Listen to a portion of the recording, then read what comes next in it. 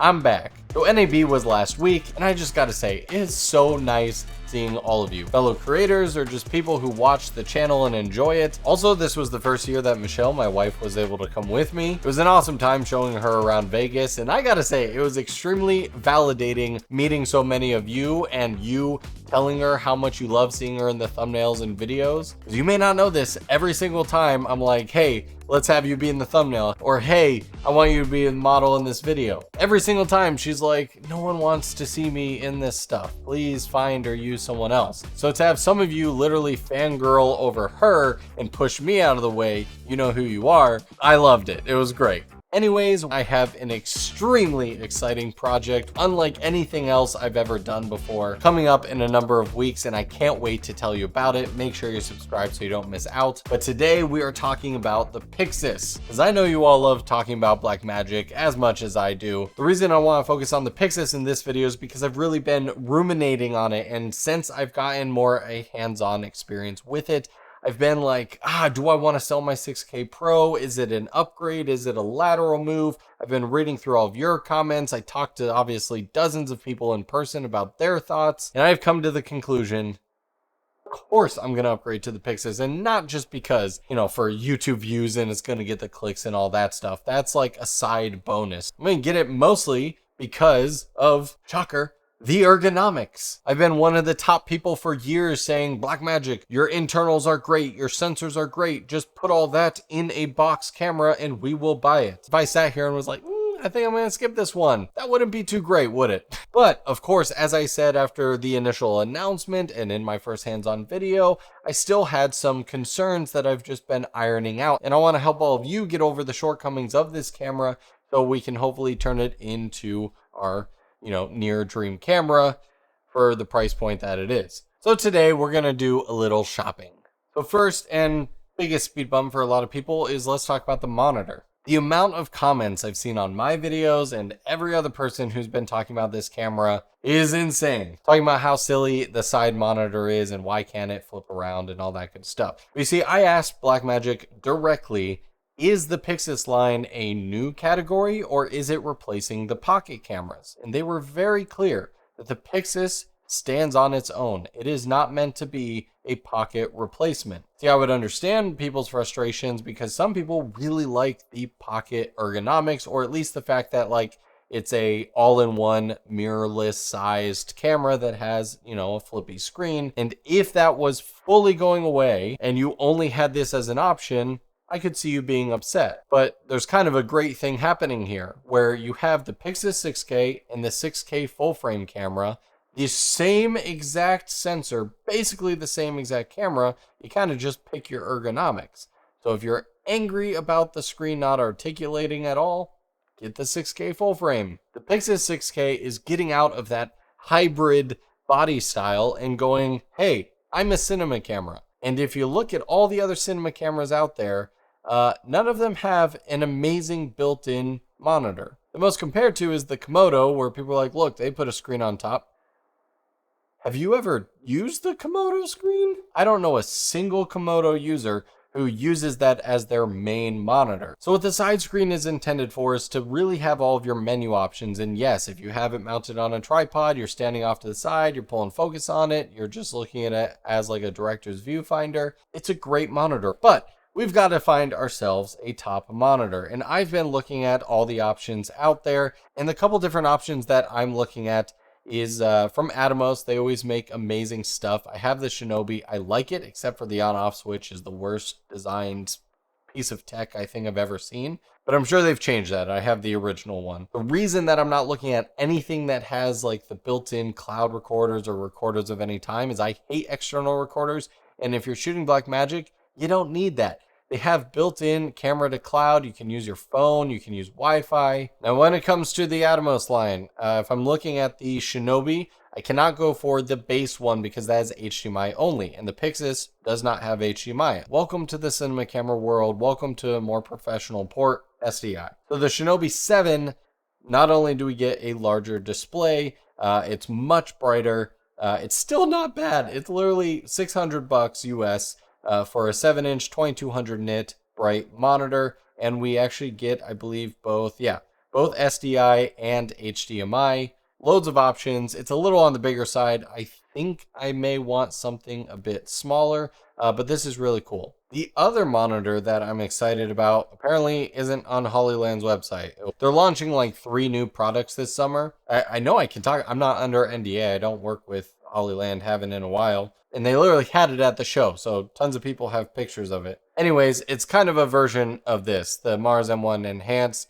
I forget the name of it, but it's a monitor with a built-in transmitter. And this I could see being very useful. I'm going to start doing more like bigger projects again, and so having other people to have monitors, and it'd be really nice to have a monitor that has a built-in transmitter so I can just hook up receivers or use another monitor that can be a transmitter or receiver, and that way I don't have to have a monitor and a transmitter on the back, power everything, more cables. Blech. It's small, it's bright, it's lightweight, but it still seems like a nice build quality. But I just need to make sure it has that SDI connection again. The other one is port key monitors. I have the BM52 somewhere around here. That's an SDI capable one. That thing feels like it's built like a tank. So I'd keep an eye on port keys as well, but let me know in the comments which monitor you guys would go with and which one you recommend. I really like the built-in transmitter idea.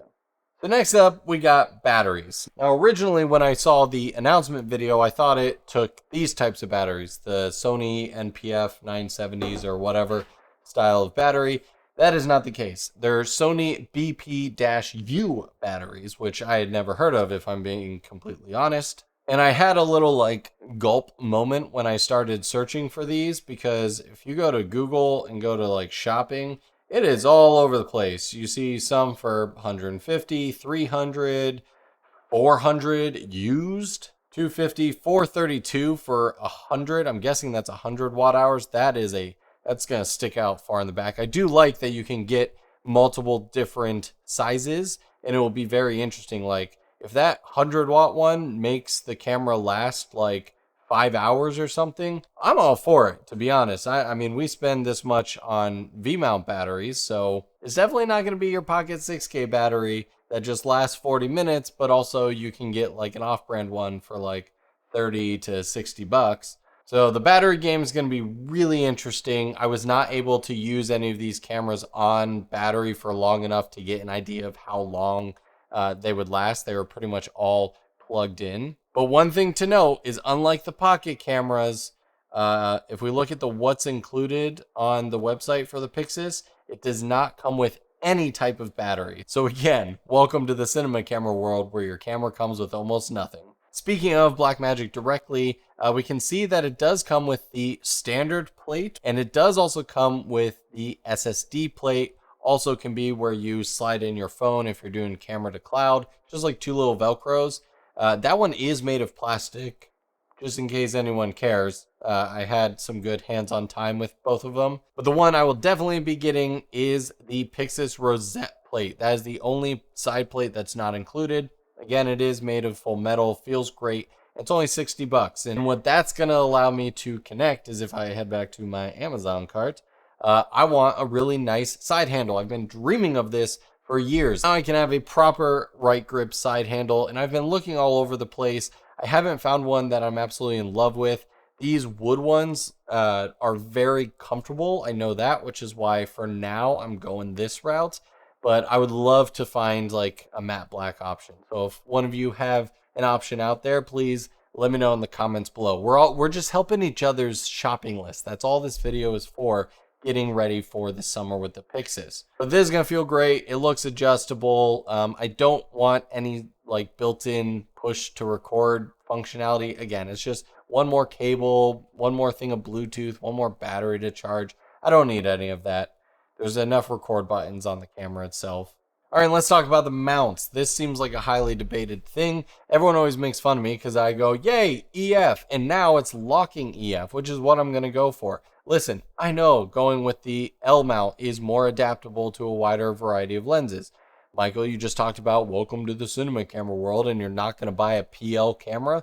I'm sorry, I don't have any PL lenses. If you have PL lenses, or if that's what you rent, you should absolutely buy the PL version. But my entire Cine lens set is EF, so if you don't mind, I'm going to stick to what I need. One of my biggest issues from my 6K Pro to going to this camera is the lack of internal NDs. I've gotten so spoiled with internal NDs. I absolutely do not want to deal with front filters on the lenses. My 21mm IRIX Cine doesn't even support any sort of threaded lens, so I'd have to do a matte box, and then that means rails, and I like the minimalist setup. So I'm going with something that has a drop-in filter. There's a handful of options out there, but for my use, again, going to EF, this one from 𝗦𝗧𝗨𝗙𝗙 seems to be one that is highly rated. I've watched a couple YouTube videos. It seems better in the higher NDs for not having any color cast issues. Like even the first party Canon one has horrible magenta tones in the higher NDs. This one seems to hold up pretty well all throughout. It's very fairly priced. And yeah, so the only thing I'm not excited for is I basically am just going to have to carry around the clear one and then the BND one. So I can swap them out. So it's not as convenient, but for now, this is going to solve the problem. And when it comes to media cards, it takes CF Express Type B. Thankfully, 𝗦𝗪𝗡 is an amazing friend and partner of this channel, so they've hooked me up. I mean, I've been shooting on the Type B 4TB card on my iPhone for a couple months now, so I already have my media for that. I highly suggest you take a look at 𝗦𝗪𝗡. They have very competitively priced other CF Express Type B cards for different capacities. You can check out the SE line. Is great for that. And if anyone is curious, a couple people asked me in person what my thoughts were on the new viewfinder. Listen, it's over half the cost of the camera body itself, but it is a damn good viewfinder if I do say so. I really enjoyed using it anytime I walked up to the display model, and I went almost every day to kind of just play with it for a couple days so I could get as much hands-on time as I possibly could with it. So there you have it. Those are my thoughts. That's kind of my shopping list for the PYXIS 6K, but I would love to know what your shopping list is looking like. What's sitting in the Amazon cart right now as you await for this camera to come out? I'm sure there are other accessories I didn't even think about adding to my cart, so I'd love to hear it in the comments below. Thanks so much for watching. I'll see you guys in the next video.